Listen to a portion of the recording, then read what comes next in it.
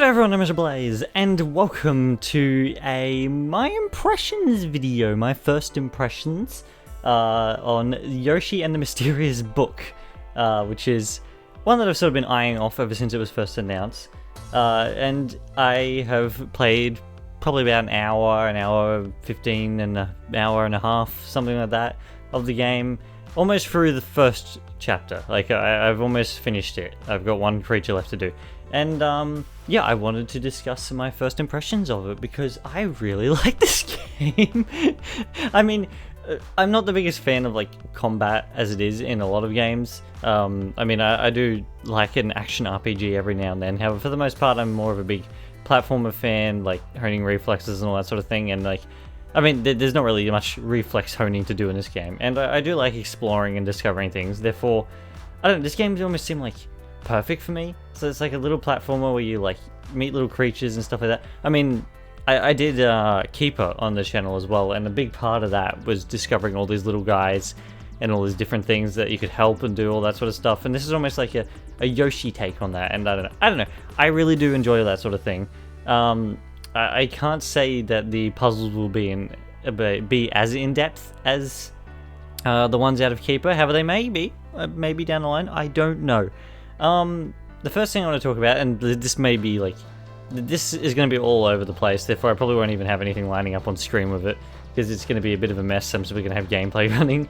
However, yeah, no, the first thing I want to talk about is the art style, though, because like that's the big thing, and it is, I adore it. I adore how this game looks. It looks absolutely fantastic. I really like how it looks. I have seen some things online about it looking worse in handheld. I don't know. I haven't really tried it in handheld yet. However, I do really like how this game looks. It is... God, it looks nice. Except for the cutscenes. There's some 3D cutscenes. Not many. Like, they happen like at the start and all that sort of thing. And like, it shows Bowser Jr. and everything like that. And like, the animation on them is a little bit... to be honest. Like, if you were to compare this to, say, Luigi's Mansion's animation and like how like fluid and bouncy and everything like that is, this is not that. The animations for the normal 3D things, to be completely honest, I think probably don't hold up for modern day games. I think considering how much we pay for this game, and I will get to that later, things like that, yeah, that is a little bit frustrating. However, that's only a very small part of the game. Most of the time is spent inside the book, looking at this amazing art style with this fun little animations and all these little creatures and things like that. Yeah, no, I think this looks fantastic for the most part. However, yeah, the cutscenes, I think they're a little bit stiff. There's not much movement in them, really. I don't know, they don't look the nicest. And even the models, I personally don't feel look the nicest, except for maybe Mr. E. Yeah, I don't know. I think they could look a little bit better, personally. The game is very, like, non-stressful. Like, it's very calm. There's no way to take damage or, like, lose lives or anything like that. You simply, like, you can get hit, however it does nothing. You sort of bounce back and go, oh, that's it. Yeah, no, it's very no stress, very cozy, very enjoyable, and that goes for the music as well. It looks, it's nice. Like, it's like, it's pleasant music, I think is probably the best thing to say. I can't say it's like anything exciting. To be honest, it's not very memorable either, at least what I've heard at the moment. However, it is pleasant, and I do like that. And it's simply fun. Discovering things like this, it's fun. I find it fun, at least, personally. I do really like that sort of thing. Therefore, yeah, I am quite happy. And the variety, there's a lot of like creatures in this game. Like, from like the first area alone, I'm not sure how many chapters there's going to be. However, from the first chapter alone, there's like 5 different creatures, and like, I mean, I've done 4 out of the 5, and that took me like an hour and a half of like simply running around doing things, and I haven't got everything I can do with them yet either. I think that's really great. And like, by doing things with certain creatures, you can like unlock more creatures and all that sort of thing. Like, I think there's like a linear progression to finding the creatures.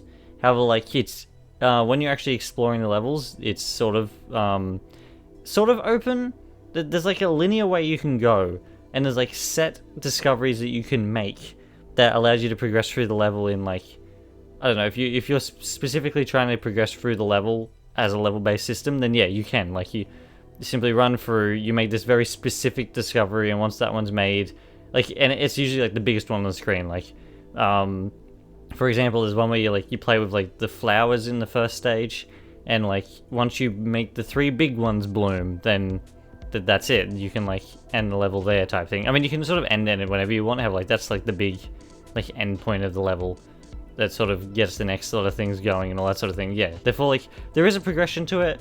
However, like the levels are fairly open. You can sort of do whatever you want with them, make all these different discoveries. You can yeah, you can sort of run around. Once you get to that opening portal-y thingy to get out, you can like decline and then keep going for the level, which is good as well. I do like that. Therefore, yeah, there is a sense of progression, sorry. However, you can sort of avoid it and do whatever you like, however you like. And I do like that, to be honest, because I sort of usually say no to the end of the level thing and then keep exploring, finding out what to do.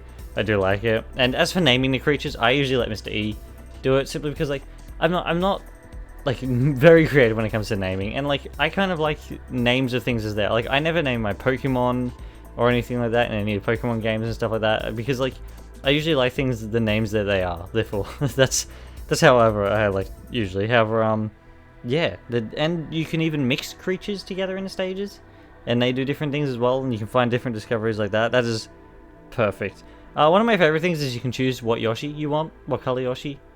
Fantastic. I can be blue and orange, or blue or orange Yoshis. That's great. I like that as well. For some reason, I wasn't expecting that. Maybe I simply didn't notice that in the trailers you can play as different colored Yoshis. However, yeah, you can. Yeah, no, when it comes to the actual gameplay side of things, however, there's like, I think it controls well. Like, he controls like Yoshi. I think it's interesting that you can sort of continuously flutter jump. Like, you do get lower and lower each one, however you can keep going. Like, you can hold it down and you keep doing all sorts of different flutter jumps. That's interesting. There isn't much momentum. Like, you'll find there's these parts where like you can do like lots of running and stuff like that, and you'll get cut off by like an edge, or like you can stop straight away. If you start walking, you'll simply start running at a certain point as well, which it can be a little bit jarring at some points as well. Sometimes I simply want to walk and I'll start sprinting, or sometimes I want to go like sprint straight away and like it takes me a second. Yeah, that's kind of interesting. However, like I kind of wish there was a sprint button. However, there is a lot of things tied to each button, like all the different moves, like the tongue, the ground pound, which is tied to a button, or you can flick the stick down. Here's the tongue, the tail whip, and all that sort of thing. Therefore, there is stuff you can do, like throwing things and stuff. Like the normal Yoshi gameplay is there, and it's good. The tail whip is pretty neat as well, because it allows you to put creatures on your back, which is fun, and they can do different things, or you can put like fruits on your back. And one of the most adorable things I've ever seen is when Yoshi eats one of these like melody fruits, like that are shaped like a musical note or something, like this pink fruits, and like he gets like really high pitched saying his name, and it is the most, oh, it's adorable. I adore it. Yeah, otherwise it controls well. I think it plays well. It plays like a Yoshi game, except there's really no combat or anything like that, which like for me that's fine. Like I'm not, as I said, like I don't mind not having any combat in a game. However, like for a lot of others, I can imagine that probably is like a sticking point, because like it does make the game a little devoid of challenge. Like, I didn't really find it challenging. I was simply more invested in discovering, personally. That was my thing, at least, anyway. And I do kind of wish there was co-op as well. There is no co-op. I think it would be fun to run through this with someone, especially people who aren't as into games. I think this is like a perfect sort of like middle ground game where like all you sort of do is run around, explore, find some creatures and stuff, have some fun. Like that I think this would have been really good to have co-op, especially in like when it comes to a lot of Nintendo games having co-op, like Kirby and like Mario and stuff like that. It's kind of strange that this one doesn't have, at the very least, one of their like little sibling co-ops where they have like they like a little character that can fly around on screen or something like that. I don't know. Interesting. However, yeah, I do kind of wish I had co-op. And there is a story to the game with Bowser Jr. and everything like that. And I mean, it seems interesting enough. It is like a Mario game story, therefore like there's not much to it, and I haven't really got that far into it yet. However, I think it's interesting enough. I'm curious to see why Bowser Jr. wants to go through the book specifically. Yeah. And that sort of brings everything back to the price and like whether it's worth the price and stuff like that, to be honest, because like here in Australia it was $110, which is like that's the same amount as like Donkey Kong Bonanza and stuff like that. And like, I'm not gonna go into the whole thing about like whether 2D games should be priced the same as 3D games, because as far as I'm concerned, yeah, I mean, depending on the game, of course. Have like this one, it doesn't like straight up from the offset doesn't feel like it's gonna have as much content as like one of those types of games. Like it almost feels like it should be the same price as like, I don't know, like looking at this and then looking say at Star Fox, like when like the remake for that and everything like that. Even though there's like a remake of like a shorter game, I feel like this game should have maybe been priced around the same, to be honest. Especially because like it is lacking a lot of like, I don't know, I guess typical things that would like pull people in and stuff like that. I'm not going to say there's not as much effort put into this game as there would be for like any other game. However, like, I mean, I'm sure there's a load of effort because like there's all these different combinations of things you can try and stuff. Like that would have taken forever to work out. However, like, I simply don't know like if at the end of the game it's going to feel like I got the money's worth about it. And that's something I don't usually say because like, I mean, I'll buy games super expensive because Australia is always super expensive.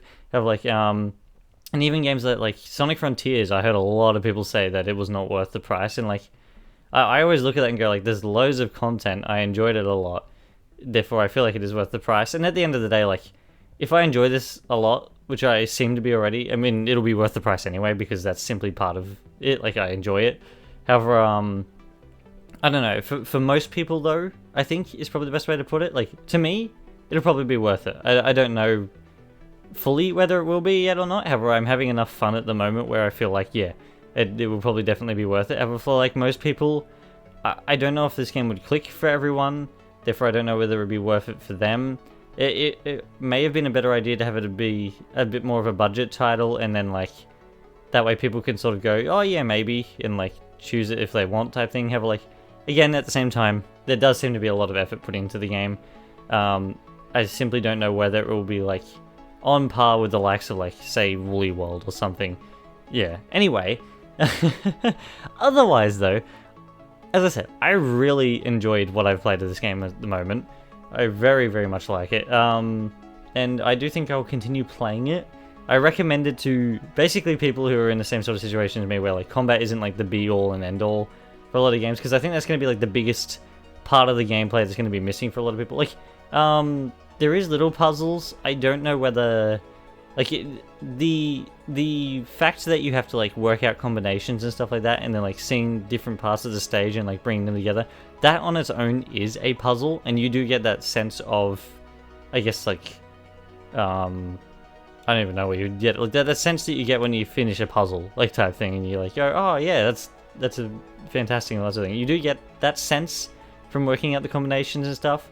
I would imagine there's going to be a little bit more puzzles coming up in the future, like, I did notice there's this rock in one stage, and like later in a later stage you get these fluffy things that can break the rocks, and I'm like, oh, okay, maybe if I go back to the other stage you can break the rock here to get this certain thing. Therefore, like, there is like a little bit of puzzles and stuff like that, and I do hope that like it gets expanded as the game goes on. I would imagine it is, and by some of the reviews I've read that it may. However, like, again, it's going to depend on whether you like that sort of thing or not. It's sort of hard to say. It's sort of hard to recommend. However, I don't know. I recommend it for people who like simply like little puzzles and stuff like that, and like stress-free games, like things that you can sort of sit on and like have in the background while you're playing things, like watching something, or like yeah, I don't know. I really like it. However, otherwise, I hope everybody enjoyed it. Thank you for watching, and I shall be back in the next one. Cheers, everyone.